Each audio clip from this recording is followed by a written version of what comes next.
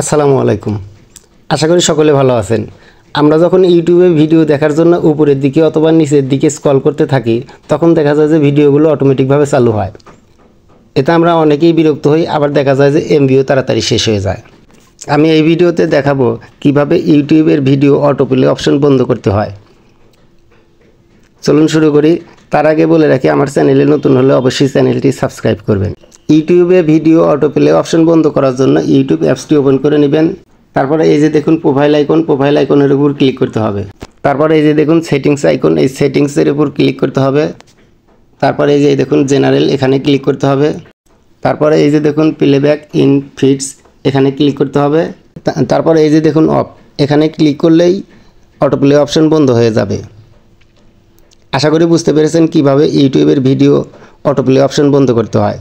ভিডিওটি ভালো লাগলে অবশ্যই লাইক, কমেন্ট এবং শেয়ার করবেন। আল্লাহ হাফেজ।